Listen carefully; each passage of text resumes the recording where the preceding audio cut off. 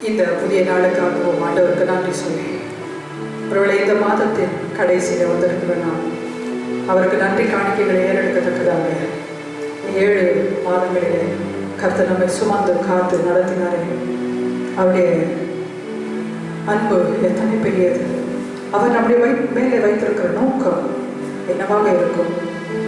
ஆகவே அவரை நினைத்து அவருடைய பாதத்தில் வந்து அமர்ந்து அவருக்கே உரியதான துதி காணிக்கைகளை நாம் ஏறெடுப்போம். கண்களை மூடி நாம் ஜெபிப்போம். பரிசுத்தமுள்ள அறிவிலான ஆண்டவரே, எங்களை நாங்கள் ஆராய்ந்து பார்க்கிறோம் ஐயா, சோதித்து பார்க்கிறோம். வேத வசனம் என்னும் கண்ணாடி முன்பதாக நாங்கள் நின்று எங்களை பார்க்கிறோம். கர்த்தாவே, நீர் உயர வானத்தில் வீற்றிருந்தார் தாழ பூமியில் இருக்கிற மக்கள் பேரிலே கண்ணோக்கமாக இருக்கிறவர் என்று சொல்லி உம்மை துதிக்கிறோம், உம்மை ஸ்தோத்திரிக்கிறோம். நாங்களே மாத்திரம் எங்கள் தகப்பன் வீடு மாத்திரம் நீர் எங்களை ஒரு பொருட்டாக நினைத்து எங்கள் பேரில் நீர் பாராட்டுகிற உடைய தயவு, இரக்கம், அன்பு, காருண்யம், கேடகத்திற்காக உம்மை துதிக்கிறோம் ஐயா, உம்மை ஸ்தோத்திரிக்கிறோம். ಕರ್ತನೇ, ಈ ದಿನದಲ್ಲಿ ನಾವು ನಿಮ್ಮನ್ನು ಆರಾಧಿಸುವಂತೆ, ಕೊಂಡಾಡುವಂತೆ, ಮಹಿಮೆಪಡಿಸುವಂತೆ ನಮಗೆ ಕೊಟ್ಟಂತಹ ಈ ದಿವಸದಲ್ಲಿ ಹೃದಯಪೂರ್ವಕವಾದ ಸ್ತೋತ್ರಗಳನ್ನು ನಿನಗೆ ಅರ್ಪಿಸುವಂತೆ, ಶಾಶ್ವತವಾದ ನಿನ್ನ ಪ್ರೀತಿಯನ್ನು ನಾವು ನೆನೆಸಿ ನಿಮ್ಮನ್ನು ಕೊಂಡಾಡುವಂತೆ ನಮ್ಮನ್ನು ಸಮರ್ಪಿಸುತ್ತೇವೆ. ನಮ್ಮಲ್ಲಿ ಯಾವುದಾದರೂ ತಪ್ಪು ಕಾರ್ಯಗಳಿದ್ದು ಇರುವುದಾದರೆ, ಪಾಪಗಳಿರುವುದಾದರೆ ಸಂಪೂರ್ಣವಾಗಿ ಕರ್ತನಾದ ಯೇಸು ಕ್ರಿಸ್ತನ ರಕ್ತದ ಮೂಲಕ ನಮ್ಮನ್ನು ತೊಳೆದು ಶುದ್ಧೀಕರಿಸಿ ನಿಮಗೆ ಯೋಗ್ಯರಾಗಿ ನಮ್ಮನ್ನು ಬದಲಾಯಿಸಬೇಕಾಗಿ ಕೇಳಿಕೊಳ್ಳುತ್ತೇವೆ. ಮಹಿಮೆಯನ್ನು ನಿಮಗೆ ಸಲ್ಲಿಸಲು ನಾವು ಅಪೇಕ್ಷಿಸುತ್ತೇವೆ. ಆದ್ದರಿಂದ ನಿಮ್ಮನ್ನು ಕೊಂಡಾಡಿ ನಾವು ಸ್ತೋತ್ರ ಸಲ್ಲಿಸುವಂತೆ ನಾವು ಬಂದಿದ್ದೇವೆ. ನಮ್ಮನ್ನು ಸ್ವೀಕರಿಸಿರಿ, ನಮ್ಮ ಆರಾಧನೆಯನ್ನು ಸ್ವೀಕರಿಸಿರಿ. ಆರಾಧಿಸುವಂತೆ, ಸ್ತುತಿಸುವಂತೆ ಪವಿತ್ರಾತ್ಮನು ತಾನೇ ನಮಗೆ ಸಹಾಯ ಮಾಡಿದೆ. ಹೊಸ ರೀತಿಯಲ್ಲಿ, ಹೊಸ ಭಾವನೆಯಿಂದ, புதிய விதமாக நாம் நம்மை துதிக்க ஸ்தோத்திரிக்க எப்படி என்பதை இந்த நாளிலும் பரிசுத்த ஆவியானவர்களுக்கு கற்றுக் கொடுத்து நடத்த வேண்டும் என்று இந்த காலத்தில் ஒப்புக் கொடுக்கிறோம். இயேசுவின் நாமத்தில் ஜெபிக்கிறோம் நல்ல பிதாவே, ஆமென். முதல் பாடலாக வானாதி வானமே போற்று, உன்னதங்களில் அவரை போற்று என்ற வேத வசனங்களை வைத்து எல்லா கர்த்தருடைய சிருஷ்டிகளும் அவரை துதிக்க, நாமும் தேவனுடைய உன்னதமான படைப்பாக இருக்கிற நாம் கர்த்தரை துதிக்க ஸ்தோத்திரிக்க நாம் ஒப்புக் கொடுப்போம். இந்த முதல் பாடலுக்கு நம்ம எழுந்து நாம் கர்த்தரை துதிப்போம், ஆர்ப்பரிப்போம், அவரை போற்றுவோம், அவர் துதிக்க பார்க்கிறோம்.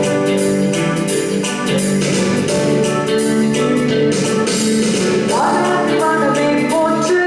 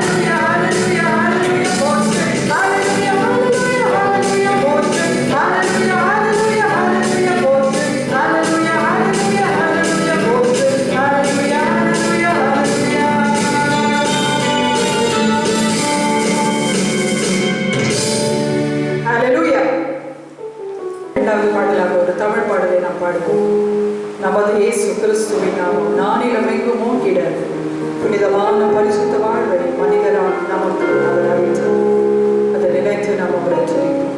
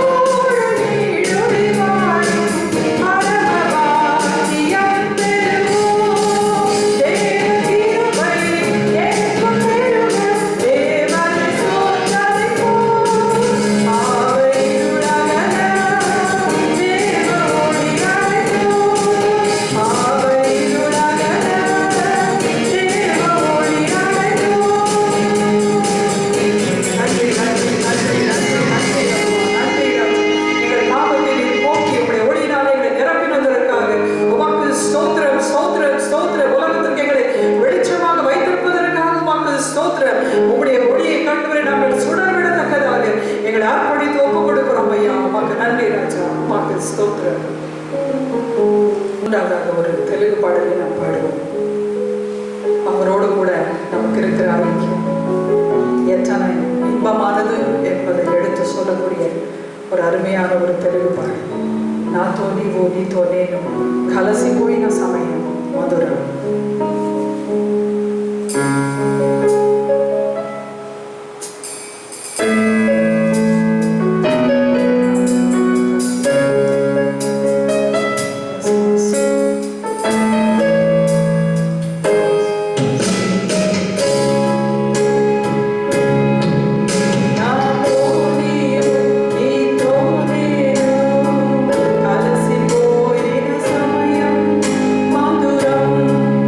Na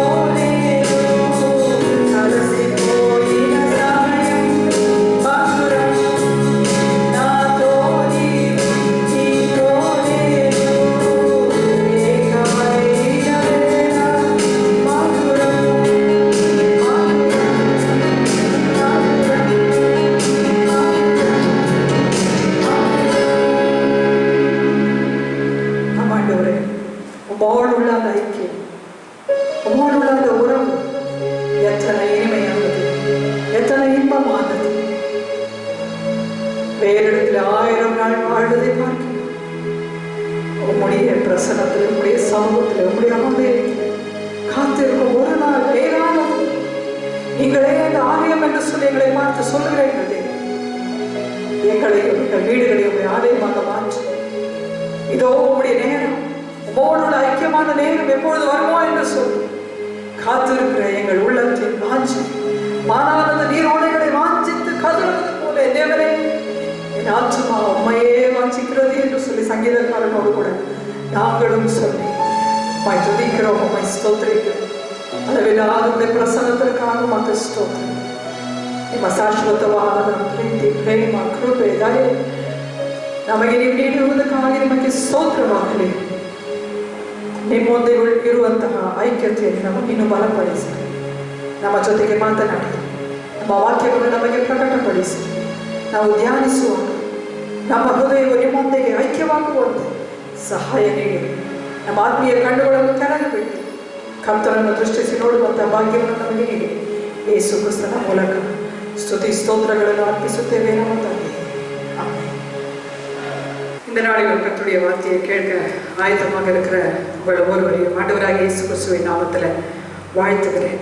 ஆண்டவர் நம்முடைய துதிகளை ஏற்றுக்கொண்டு அவர் சந்தோஷப்படுகிறார் என்று சொல்லி நான் விசுவாசிக்கிறேன். ஆகவே இப்பொழுது அவர் நம்மோடு கூட பேச அவர் சித்தம் கொண்டிருக்கிறார். கர்த்தருடைய வசனத்தை கேட்க நம்முடைய யோசனைகள், சிந்தனைகளை அவர் பக்கமாக நாம் திருப்பிக்கொள்வோம். கடைசியாக நாம் பாடின அந்த பாடல், ஆண்டவராகிய இயேசு கிறிஸ்துவோடு கூட இருக்கிற ஐக்கியம், அது எத்தனை இன்பமானது, அது எத்தனை மதுரமானது என்று சொல்லி அழகாக சகோதரி பிரசன்னா பெண்ணூர் அவர்கள் அந்த பாடலை ஏற்றி பாடியிருக்கிறார்கள். ஆம், அவரோடு கூட ஐக்கியம் கொள்ள நாமும் வாஞ்சிக்கிறோம் அல்லவா? சங்கீதக்காரன் சொல்லுகிறார், ஆனால் அது நீரோடைகளை வாஞ்சித்து கதறுவது போல நம்முடைய ஆத்மாவிலே அந்த கதறுதல் இருக்கிறது, எல்லா மனிதர்களுக்குள்ளேயும் இருக்கிறது. ஆகவே தான் அவர்கள் தேடுகிறார்கள், எங்கே இந்த ஒரு தேவனோடு கூட நம்ம ஐக்கியம் வைக்க முடியுமா, நம்மை படைத்த தேவனோடு கூட நாம் பேச முடியுமா, அவரை பார்க்க முடியுமா என்று சொல்லி பல வகைகளிலே அவர் தேடிக்கொண்டிருக்கிறார்கள். நாமும் தேடினோம் அல்லவா?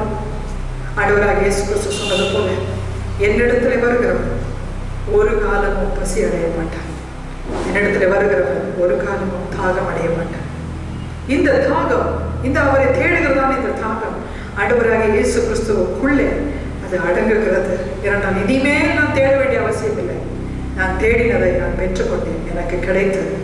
ஆனால் இந்த ஐக்கியத்தில் நாம் பலப்பட வேண்டும். ஆகவே இந்த நாளின் செய்தியின் தலைப்பு ஐக்கியம், தேவனோடு உள்ளதான ஐக்கியம், ஃபெலோஷிப் வித் காட் என்று சொல்லி ஒரு தலைப்பில் நாம் செய்தியை பார்க்க போகிறோம்.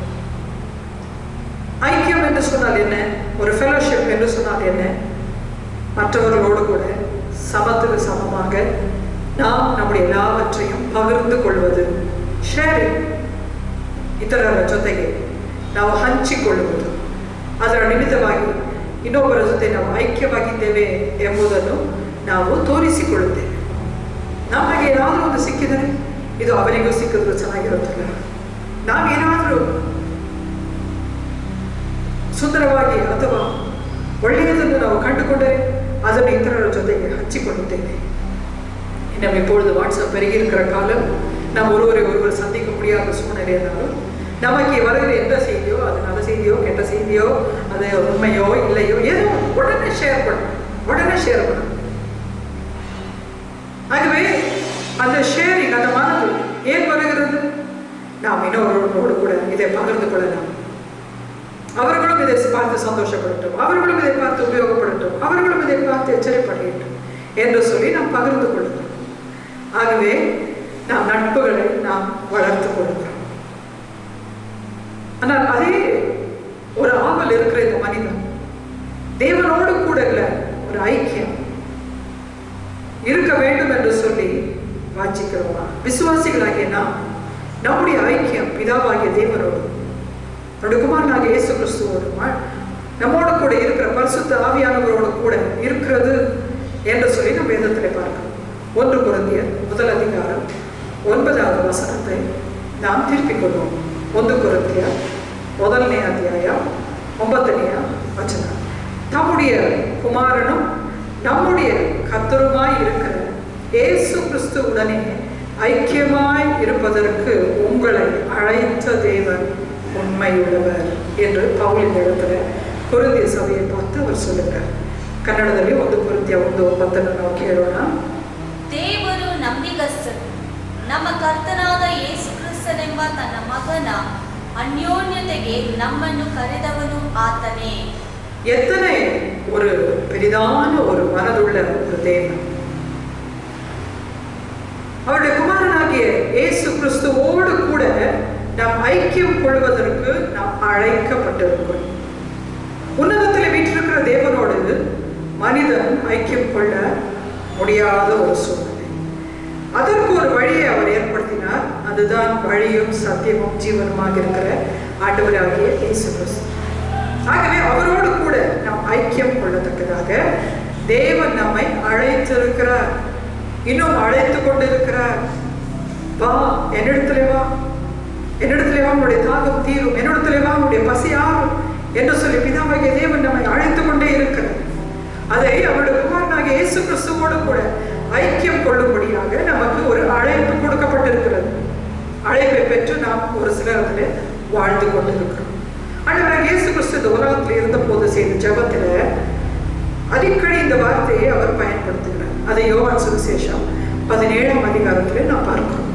ಯೋಹಾನ ಬರೆದ ಸುವಾರ್ತೆ 17ನೇ ಅಧ್ಯಾಯದಲ್ಲಿ ಕರ್ತನಾದ ಯೇಸು ಕ್ರಿಸ್ತನು ಮಾಡಿದಂತಹ ಒಂದು ಪ್ರಾರ್ಥನೆಯನ್ನು ಯೋಹಾನನು ಅಲ್ಲಿ ಬರೆದಿಟ್ಟಿದ್ದಾನೆ. ಅದರಲ್ಲಿ ಹೆಚ್ಚಾಗಿ ಈ ಪದವನ್ನು ಕರ್ತನಾದ ಯೇಸು ಕ್ರಿಸ್ತನ ಪ್ರಾರ್ಥನೆಯಲ್ಲಿ ಉಪಯೋಗಿಸುವುದನ್ನು ನಾವು ನೋಡುತ್ತೇವೆ.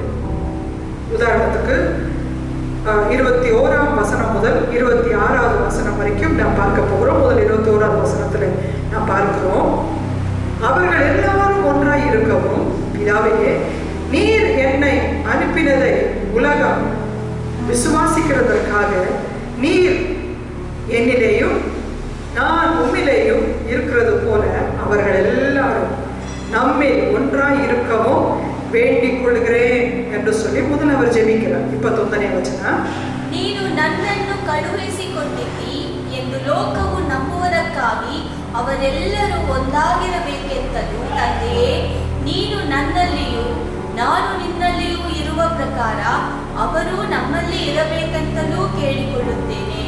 எப்படி கேட்கிறார்? பிதாவும் ஆண்டவராகிய இயேசு கிறிஸ்துவும் எப்படி ஒன்றாக இருக்கிறார்களோ அதுபோல திரியேக தேவனை நாம் ஆராதிக்கிறோம். பிதா, குமாரன், பரிசுத்த ஆவியானவர். அவர் 3 தனி பட்டவர்கள் அல்ல. அவர் மூவர்களாகவும் இருக்கிறார். அதே நேரத்தில் 3லே ஒன்றாக அவர் இருக்கிறார். பிதாவாகிய தேவன் ஆண்டவராகிய இயேசு கிறிஸ்துவை மனித ரூபத்தில் இந்த உலகத்தில் அவர் 2000 வருஷத்துக்கு முன்பதாக அவர் அனுப்பினார். அப்படி என்றால் இயேசு கிறிஸ்து 2000 வருஷத்துக்கு முன்பதாக தான் தோன்றினவர் என்று சொல்லியாங்க. இதே யோவான்ல பார்க்கிறோம், அவர் ஆதியிலே இருந்தவர், ஆரம்பத்திலே இருந்தவர் என்று சொல்லி முதல் அதிகாரத்திலே யோவான் சொல்லுகிறார். அவர் பிதாவோடு கூட ஒன்றாக இருந்தவர்.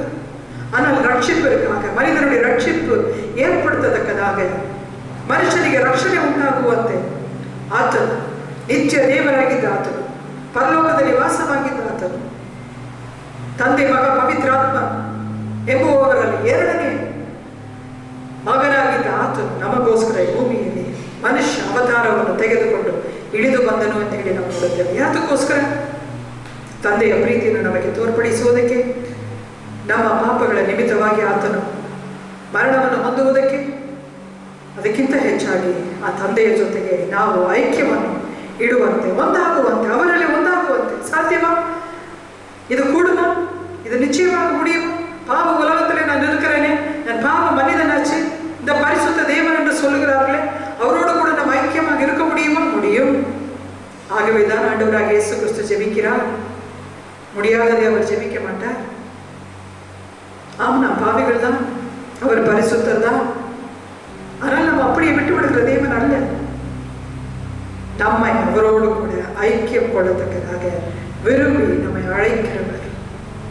ஆகவே ஆண்டவராகிய இயேசு கிறிஸ்து ஜெபிக்கிறார், பிதாவும் குமாரனும் ஒன்றாக இருப்பது போல அவர்களும் நம்மிலே ஒன்றாக இருக்கும்படி நம்மளே ஒன்றாகிறಬೇಕೆಂದು ಬೇಡಿಕೊಳ್ಳುತ್ತೇವೆ. அடுத்து 22வது வசனத்தில் அவர் சொல்லுகிறார், நாம் ஒன்றாக இருக்கிறது போல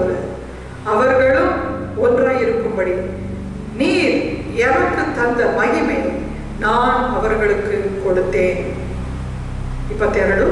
ನಾವು ಒಂದಾಗಿರುವ ಪ್ರಕಾರ ಅವರು ಒಂದಾಗಿರಬೇಕೆಂದು ನೀನು ನನಗೆ ಕೊಟ್ಟಿರುವ ಮಹಿಮೆಯನ್ನು ನಾನು ಅವರಿಗೆ ಕೊಟ್ಟಿದ್ದೇನೆ. ಅವರೊಂದಿಗೆ ನಾವು ಒಂದಾಗಿರುವುದಕ್ಕೆ ಕರ್ತರು ನಮ್ಮನ್ನು அபேட்சித்தானே. இது ಹೇಗೆ சாத்தியம்? இது எப்படி முடியும்? எப்படி நம்ம அவரோடு கூட ஒன்றாக இருக்க முடியும்? ஆண்டவராகிய இயேசு கிறிஸ்து சொல்கிறார், என்னுடைய மகிமையை அவர்களுக்கு கொடுத்திருக்கிறேன். இந்த மகிமை எது? பரிசுத்த ஆவியானவர் மூலமாக நமக்கு கிடைக்கக்கூடிய அந்த மகிமை. ஹல்லேலூயா. அவருடைய ஒரு பெயர் மகிமையின் ஆவியானவர் என்று சொல்லி நாம் பார்க்கிறோம். ஆகவே ஆண்டவராகிய இயேசு கிறிஸ்து அவருடைய மகிமையை நமக்கு கொடுத்திருக்கிறார். அந்த மகிமை ஆவியானவர் மூலமாக இந்த தேவன் ஓடு கூட அவர்களோடு கூட நாம் ஐக்கியம் பண்ண நமக்கு முடியும். அதற்காகவே நாம் அழைக்கப்பட்டிருக்கிறோம் என்று பார்க்கிறோம். 23வது வசனத்துல ஆண்டவர் தொடர்ந்து ஜெபிக்கிறார்.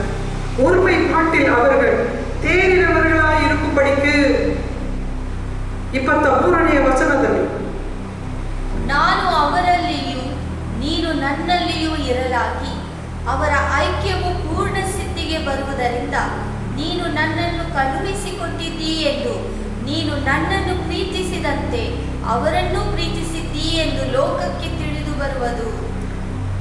இப்படி நாம் அவரோடு கூட ஒன்றாக இருக்கும்படியாக ஒருமைப்பாட்டில் அவர்கள் தேறினவர்களாய் இருக்கும்படி ಅದರಲ್ಲಿ ನಾವು ಪೂರ್ಣರಾಗುವಂತೆ ಅದರಲ್ಲಿ ನಾವು தேரும்படியாக நாம் ஐக்கியம் பெற்றுவிட்டோம்.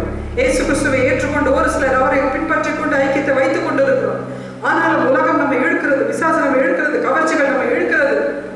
இதை கொஞ்சம் ருசிப்பார் என்று சொல்கிறது, அதை கொஞ்சம் செய் என்று சொல்லுகிறது. ஆனால் நமக்கு கொடுக்கப்பட்டிருக்கிற ஆவியானவர் நம்மை அந்த மகிமையை காக்கும்படியாக அவர் விருப்பம் உள்ளவராக இருக்கிறார். மட்டுமல்லாமல் ஆண்டவராகிய இயேசு கிறிஸ்து ஏற்கனவே அவர் நமக்காக ஜெபித்தார். இந்த ஒருமைப்பாட்டிலே நாம் தேறினவர்களாகத்தக்கதாக, இன்னும் நாம் தேறினவர்களாகத்தக்கது எது வரைக்கும்?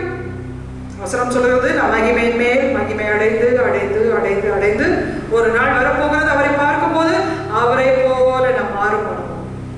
நாம் அதில் தேறிக்கொண்டே இருக்கும்படியாக ஆண்டவராகிய இயேசு கிறிஸ்து வேண்டுகிறார். 24வது வசனத்துல நீர் எனக்கு தந்த என்னுடைய மகிமையை நீர் எனக்கு தந்தவர்கள் காணும்படியாக நான் எங்கே இருக்கிறேனோ அங்கே அவர்களும் என்னோடு கூட இருக்க விரும்புகிறேன். 24ನೇ ವಚನ. ತಂದೆಯೇ, ನೀನು ಯಾರನ್ನು ನನಗೆ ಕೊಟ್ಟೆಯೋ ಅವರು ನಾನಿರುವ ಸ್ಥಳದಲ್ಲಿ ನನ್ನ ಕೂಡ ಇದ್ದುಕೊಂಡು ಲೋಕವು ಹುಟ್ಟುವುದಕ್ಕಿಂತ ಮುಂಚೆಯೇ ನೀನು ನನ್ನನ್ನು ಪ್ರೀತಿಸಿ ನನಗೆ ಕೊಟ್ಟಿರುವ ಮಹಿಮೆಯನ್ನು ನೋಡಬೇಕೆಂದು இச்சைசுத்தேனே. ஆண்டவராகிய இயேசு கிறிஸ்துவினுடைய வாஞ்சை எத்தனை பெரியது பாருங்க. அவருக்கு ஆண்டவர் ஒரு மகிமையை கொடுத்திருக்கிறார். அவர் மகிமையின் தேவன். ஆண்டவராகிய இயேசு கிறிஸ்து மகிமையின் தேவன். மகிமையில வீற்று இருந்தவர்.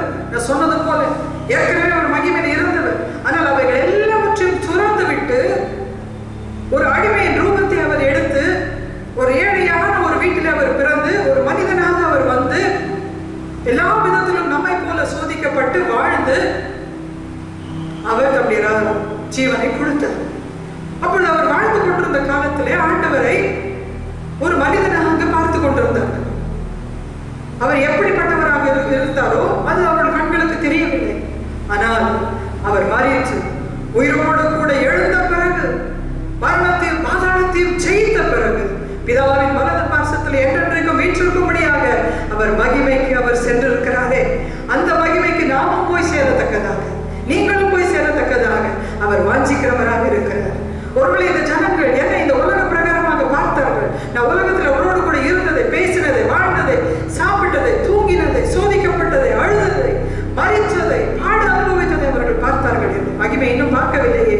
ஆனால் அந்த மகிமையை அவர்களும் பார்க்க விரும்புகிறேன் என்று சொல்லி ஆண்டவராகிய இயேசு கிறிஸ்து நமக்கு சொல்லுவது மாத்திரமல்ல, அங்கே அவர்களும் என்னோடு கூட இருக்க விரும்புகிறேன். தூரத்திலிருந்து பார்க்க அல்ல, ஓ ஆண்டவர் எவ்வளவு நன்றாக இருக்கிறார், எவ்வளவு மகிமையா இருக்கிறார் என்று சொல்லி ரசிக்க அல்ல, அந்த மகிமைக்குள்ளே நாம் சென்று அவரோடு கூட வாழத்தக்கதாக, அதுதான் அவர் விரும்புகிற உன்னதமான ஐக்கியம். இந்த பூமியிலே நாம் அவரோடு கூட ஐக்கியம் கொள்ளும் போது நமக்கு என்ன லாபம்? இந்த உலகத்தில் பலவிதமான வாசங்களை வெறுத்து நம்மை ஒடுக்கி, இதை வேண்டாம், அதை வேண்டாம், அது வேண்டாம், இதை செய்ய வேண்டாம், என்னை நாம் காத்துக்கொள்ள வேண்டும் என்று சொல்லி ஒடுக்கி உலகத்தை அனுபவிக்க ಯಾತಕ್ಕೋಸ್ಕರ ನಾವು ಇಷ್ಟೊಂದು ಶ್ರಮೆಗಳನ್ನು ನಾವು ಅನುಭವಿಸುತ್ತೇವೆ? ನಾವು ಯಾತಕ್ಕೋಸ್ಕರ ಪಾಪಕ್ಕೆ ವಿರೋಧವಾಗಿ ನಾವು ನಿಂತು ಪರಿಶುದ್ಧವಾಗಿ ನಮ್ಮನ್ನು ಕಾದುಕೊಳ್ಳುವಂತೆ ನಾವು ಹೋರಾಡುತ್ತೇವೆ? ಆತನ ಮಹಿಮೆಯೊಂದಿಗೆ ನಾವು ಬಾಳುವಂತೆ அவரோடு கூட நாம் வாழத்தக்கதாக அந்த மகிமை நடத்துல கொஞ்சம் கூட பாவம் பிரவேசிக்கவே முடியாது. ஆகவேதான் ஒவ்வொரு நாளும் ஆண்டவர் நம்மை சுத்திகரிக்க விரும்புகிறார். அவரிடத்துல வந்து கேட்கணும், ஆண்டவரே ஒருவேளை தெரிந்தோ தெரியாமலோ ஏதாவது செய்திருந்தா எனக்கு மன்னியும், எனக்கு எடுத்து காட்டுங்க, என்னை மாற்றுங்க, என்னை உண்மை போல மாற்றுங்க, என் பேச்சை மாற்றுங்க, என் யோசனையை மாற்றுங்க, என் செயலை மாற்றுங்க. நான் உங்களுடைய மகிமையில வந்து மோடு கூட ஒன்றாக நாம் சேர வேண்டும். அதற்காக ஆண்டவர் விரும்புகிறார். ஏற்கனவே ஆண்டவராக இயேசு கிறிஸ்து ஜெபித்து விட்டார், அவர்களும் என்னோடு கூட இருக்கும்படியாக, நான் உடனே இருவதற்காக நான் பிரார்த்திಸುತ್ತೇನೆ. 26வது வசனத்துல, நீர் என்னிடத்தில் வைத்த அன்பு அவர்களிடத்தில் இருக்கும்படிக்கும் நானும் அவர்களில் இருக்கும்படிக்கும் உம்முடைய நாமத்தை அவர்களுக்கு தெரியப்படுத்தினேன், இன்னமும் தெரியப்படுத்துவேன் என்றார். 26ನೇ ವಚನ. ನಾನು ಅವರಿಗೆ ನಿನ್ನ ಹೆಸರನ್ನು ತಿಳಿಸಿದ್ದೇನೆ, ಇನ್ನೂ ತಿಳಿಸುವೆನು. ನೀನು ನನ್ನ ಮೇಲೆ ಇಟ್ಟಂತ ಪ್ರೀತಿಯು ಅವರಲ್ಲಿ ಇರಬೇಕೆಂದು ನಾನು ಅವರಲ್ಲಿ ಇರಬೇಕೆಂದು ಪ್ರಾರ್ಥಿಸುತ್ತೇನೆ ಅಂದನು. ஆண்டவருடைய வாஞ்சை ஜெபம் என்ன பாருங்கள். அவர் பிதாவை நமக்கு வெளிப்படுத்தி நமக்கு அவரை தெரியப்படுத்தி ஒரு தரம் மாத்திரமல்ல தெரியப்படுத்தி கொண்டே இருக்கிறார். ஏன் நாம் கூடி வருகிறோம், ஏன் நாம் தியானிக்கிறோம், ஏன் நாம் வசனத்தை வாசிக்கிறோம் என்றால் அதில் இன்னும் அவரை பற்றி நாம் தெரிந்து கொள்கிறோம். நான் தெரியப்படுத்தினேன், ಇನ್ನமும் தெரியப்படுத்துவேன், ನನ್ನ ಹೆಸರನ್ನು ಪ್ರಕಟಿಸಿದ್ದೇನೆ, ಇನ್ನೂ ಪ್ರಕಟಿಸುವೇನು. ஆகவே ஆண்டவரை நாம் தெரிந்து கொள்ளும் போது அவருடைய ஐக்கியத்திலே நாம் வளர முடிகிறது, ஐக்கியத்திலே நாம் பலப்பட முடிகிறது. இந்த உலகத்தில் நமக்கு யாரும் வேண்டாம், யாருமே இல்லை என்று சொல்லி வைத்துக் கொள்ளுங்கள், பரவாயில்லை. ஏனென்றால் பரலோகமே நம்மோடு கூட ஐக்கியம் கொள்ள வாஞ்சிக்கும் போது நமக்கு யார் வேண்டும் என்ற ஒரு நோக்கத்தோடு கூட இந்த உலகத்துல நாம் வாழ வேண்டும், நடை போட வேண்டும். அந்த ஐக்கியத்திற்குள்ளே ஆண்டவர் நம்மை அழைத்திருக்கிறார், நமக்கு அவரை தெரியப்படுத்துகிறார். பிதாவை தெரியப்படுத்த ஆண்டவராக இயேசு கிறிஸ்து உலகத்துக்கு வந்தார். இந்த பாவ உலகத்தை அப்படியே விட்டு விடாத பிடிக்கு தேவன் தம்முடைய அன்பை வெளிப்படுத்தும்படியாக ஆண்டவராக இயேசு கிறிஸ்துவை அனுப்பி கொடுத்தார். அன்பு அவர் மூலமாக நமக்கு வெளிப்பட்டதே. இவ்வளவாய் உலகத்தில் அன்பு கூர்ந்தார் என்று சொல்லி நாம் பார்க்கிறோம். ஒரே பேரான குமாரனை நமக்காக கொடுத்தவர். எதற்கு? நமது பேரில் அவர் வைத்த அன்பு. ஆகவே அந்த அன்பின் தேவனை தெரியப்படுத்த ஆண்டவராக இயேசு கிறிஸ்து வந்தார். ஒருவேளை பழைய ஏற்பாட்டை வாசித்து ஒருவேளை வெறுத்து போயிருக்கலாம் சிலர். என்ன இப்படி ஆண்டவர் ஒவ்வொரு காரியத்துக்கும் இவ்வளவு தண்டனைகளை கொடுக்கிறவரா? இந்த உலகத்துல பல காரியங்களை பார்க்கிறோம், பல தீர்மானங்களை நாம் சொல்கிறோம், இதெல்லாம் இப்படி செய்ததுனால தான் இவங்க அனுபவிக்கிறாங்க அப்படின்னு சொல்றோம். அனுபவிக்கவா ஆண்டவர் வைக்கிறார்? இல்லை, அவர் நம்மை அனுபவிக்க வைக்கிறது இவன் அல்ல. அவருடைய அன்பை நமக்கு வெளிப்படுத்த விருப்பம் உள்ளவராக இருக்கிறார். அனுபவிக்க வேண்டிய அவசியம் இல்லை. அப்படி என்றால் கிறிஸ்தவ வாழ்வு என்பது ஒன்றும் அனுபவிக்காமல் சுகபோகமான ஒரு வாழ்க்கையா? இல்லை. கஷ்டத்தின் மத்தியிலேயும் பாடுகள் மத்தியிலேயும் துன்பத்தின் மத்தியிலேயும் அவருடைய திவ்ய பிரசன்னத்தை, அவருடைய திவ்ய ஐக்கியத்தை அனுபவித்து இந்த பிரச்சனைகள், இந்த போராட்டங்கள், இந்த பாடுகள் மேல பறப்பதுதான் கிறிஸ்தவ வாழ்க்கை. அதுதான் அவரோடு இருக்கிற ஒரு ஐக்கியம். ஒரு பறவையை குறித்து சொல்லுவார்கள், கழுகு அது மலையின் உச்சியின் மேல இருக்குமா. அப்பொழுது அந்த மலைக்கு சுற்றிலும் பலவிதமான காற்று வீசும்போது, புயல் வீசும்போது, அலைகள் மோதும் போது அல்லது பெருவெள்ளம் வரும்போது மலையின் உச்சியில இருக்கிற அந்த கழுகு அசையாது. ஏனென்றால் அது கீழே நடக்கிற சம்பவங்களை பார்த்து அது கலங்குகிற ஒரு பறவை அல்ல. நாமும் கூட இந்த உலக வாழ்க்கையில இந்த உலகத்துல தான் நாம் இருக்கிறோம், இதை விட்டு நாம் போக முடியாது. ஆனாலும் இதன் மத்தியிலேயும் நம்முடைய ஐக்கியம் இந்த தேவனோடு கூட இருக்குமே. ஆனால் இந்த உலகத்தின் பாடுகள், சோதனைகள், பிரச்சனைகள், நம்மை சூழ்ந்து வருகிற எல்லா விதமான நெகட்டிவ் காரியங்கள், நம்ம கேள்விப்படுகிற செய்திகள், அதைரியப்படுத்துகிற காரியங்கள், இவர்கள் எல்லாவற்றும் மேலும் நாம் உன்னதத்தில் இருக்கிறபடினாலே அசையாமல் நாம் பறக்க முடியும். அவரோடு ஐக்கியம் வைத்திருந்தார். ஆகவே அவரை நமக்கு ஒவ்வொரு நாளும் தெரியப்படுத்துகிறார். தெரிந்து கொள்ளும்படியாக நாம் வாஞ்சி வாஞ்சையோடு கேட்கணும். ஆண்டவர், இன்றைக்கு உம்மை பற்றி நான் என்ன தெரிந்து கொள்ள வேண்டும்? உடைய சுபாவத்தை குறித்து நான் என்ன தெரிந்து கொள்ள வேண்டும்? உடைய அன்பை நான் இன்னும் என்ன புரிந்து கொள்ள வேண்டும்? உடைய இரக்கத்தை நான் புரிந்து கொள்ள வேண்டும். தயவை நான் புரிந்து கொள்ள வேண்டும். உடைய காருண்யத்தை புரிந்து கொள்ள வேண்டும். அவருடைய சுபாவங்களை எங்களுக்கு தெரியப்படுத்துங்க என்று சொல்லி கேட்கும் போது அவர் நமக்கு பலப்படுத்துகிறார், நம்மை அதில் நடத்துகிறார். கடைசியாக பிலிப்பியர் 2ஆம் அதிகாரம் 1 வசனத்தை நாம் வாசிப்போம். பிலிப்பியர் 2ஆம் அதிகாரம் 1 வசனம். ஆதலால் கிறிஸ்துவுக்குள் யாதொரு ஆறுதலும், அன்பினாலே யாதொரு தேறுதலும், ஆவியின் யாதொரு ஐக்கியமும், யாதொரு உருக்கமான பட்சமும் இரக்கங்களும் உண்டானால் நீங்கள் ஏக சிந்தை ஏக அன்புள்ளவர்களாயிருந்து கிறிஸ்து இயேசுவில் இருந்த சிந்தையே உங்களில் இருக்க கடவுது. பிலிப்பியர் 2ನೇ ಅಧ್ಯಾಯ 1ನೇ ವಚನ. ಕ್ರಿಸ್ತನಿಂದ ಉತ್ತೇಜನ, ಪ್ರೀತಿಯ ಪ್ರೇರಣೆ, ಪವಿತ್ರಾತ್ಮನ ಅನ್ಯೋನ್ಯತೆ, ಕಾರುಣ್ಯ, ದಯಾರಸುಗಳು ಉಂಟಾಗುವುದಾದರೆ ಏಕಮತ್ಯವುಳ್ಳವರಾಗಿದ್ದು ನಾನು ನನ್ನ ಸಂತೋಷವನ್ನು ಪರಿಪೂರ್ಣ ಮಾಡಿದೆ. ನಿಮ್ಮೆಲ್ಲರಲ್ಲಿ ಒಂದೇ ಪ್ರೀತಿ ಇರಲಿ, ಅನ್ಯೋನ್ಯ ಭಾವವುಳ್ಳವರು, ಒಂದೇ ಗುರಿ ಇಟ್ಟುಕೊಂಡವರು ಆಗಿರಲಿ. கிறிஸ்து இயேசுவினಲ್ಲಿದ್ದ மனசே நிம்மதி இறங்கி கிறிஸ்து இயேசுவில் இருந்த சிந்தையே உங்களில் இருக்க கடவுள் என்ற 5வது வசனத்துல நாம் பார்க்கிறோம். ஆகவே ஆண்டவராக இயேசு கிறிஸ்துவின் சிந்தை அவரோடு கூட ஒன்றாகத்தக்கதாக நம்மை அழைத்திருக்கிற தேவன். இந்த ஐக்கியத்துல நாம் இன்னும் பலப்படுவோம். அவரோடு கூட பேசுவதன் மூலமாக, அவருடைய சத்தத்தை நாம் கேட்பதன் மூலமாக அவரோடு கூட நாம் ஐக்கியம் கொள்ளுகிறோம். அதற்கே நம்மை அர்ப்பணிப்போம். இப்படிப்பட்ட உன்னதமான ஐக்கியத்துல நம்மை அழைத்த தேவனை ஸ்தோத்திரிப்போம், அவரை மகிமைப்படுத்துவோம். அவருடைய பரிசுத்தத்திலே ஒன்றாகும்படியாக, அவருடைய அன்பிலே ஒன்றாகும்படியாக, அவருடைய நீதியிலே ஒன்றாகும்படியாக நம்மை அர்ப்பணித்து நம்மை ஒப்புக் கொடுப்போமா? கண்களை மூடி நாம் சிந்திப்போம்.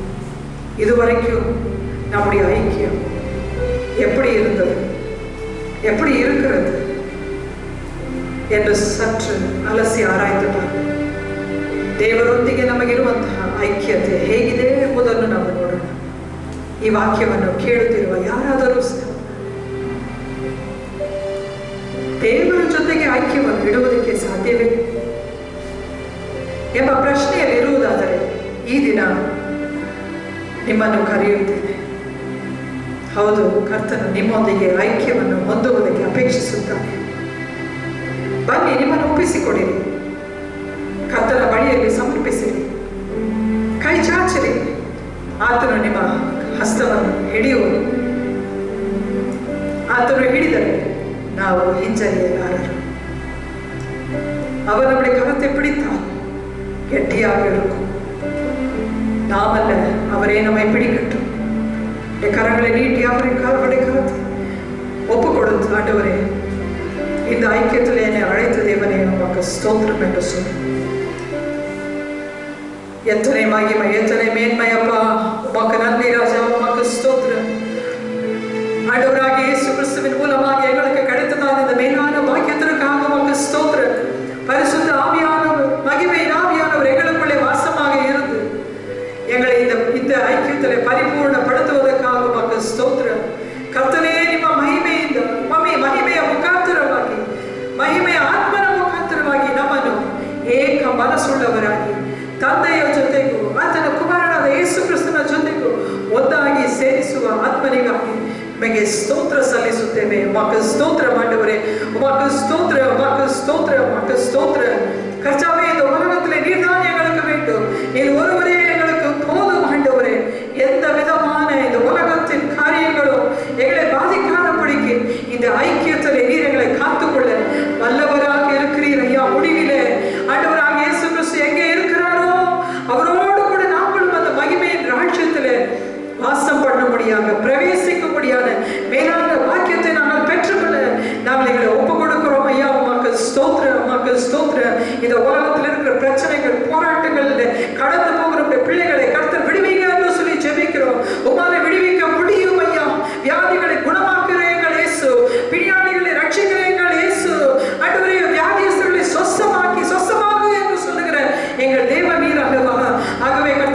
பிசாசின் பிடியில் அகப்பட்டிருக்கிற மக்களை கர்த்தர் விடுதலையாக்குவீராக என்று சொல்லி நாங்கள் ஜெபிக்கிறோம் ஐயா. தேவனுடைய நாமம் ஒவ்வொரு பேரிலும் தரிக்கப்படுவதாக என்று சொல்லி நாங்கள் ஜெபிக்கிறோம். கிறிஸ்துவோடு கூட ஐக்கியம் கொண்டு ஜீவிக்கத்தக்கதாக நீர் ஒவ்வொருவரையும் பலப்படுத்துங்க ராஜா. அந்த உன்னத ராஜ்யத்திற்கு ஒவ்வொருவரையும் முத்திரை போடுங்க. மீட்கப்படும் நாளுக்கு என்று முத்திரையாக பெற்றிருக்கிற ஆவியானவரை நாங்கள் பெற்ற கிருபை செய்யப்பா என்று சொல்லி உடைய கரத்திலே தருகிறோம் ஐயா. மோடு கூட ஐக்கியம் கொள்ள நாங்கள் ஒவ்வொரு நாள் ವೇದತೆ ವಾಸಿಕಟ್ಟು ನಿಮ್ಮೊಂದಿಗೆ ಐಕ್ಯ ಹೊಂದುವುದಕ್ಕೆ ಪ್ರತಿದಿನ ನಿನ್ನ ವಾಕ್ಯವನ್ನು ದಾಹದಿಂದ ಹಸಿವಿನಿಂದ ಓದುವುದಕ್ಕೆ ನಮಗೆ ಸಹಾಯ ಮಾಡಿರಿ.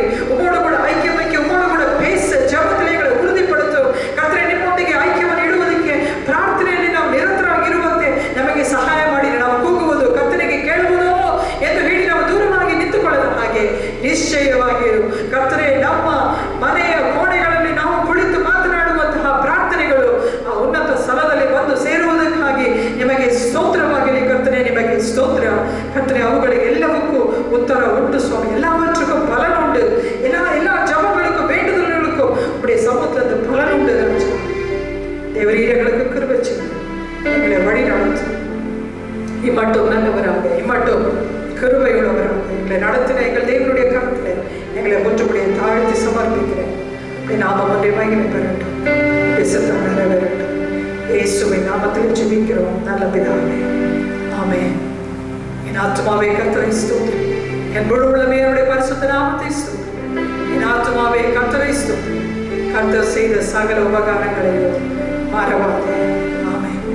ஆண்டவராகிய இயேசு கிறிஸ்துவுடைய கிருபை, பிதாவாகிய தேவனுடைய அன்பு, பரிசுத்த ஆவியாருடைய அந்யோன்ய ஐக்கியம் இன்றும் என்றும் சதா காலங்களில் நம் அனைவரோடும் கூட இருப்பதாக.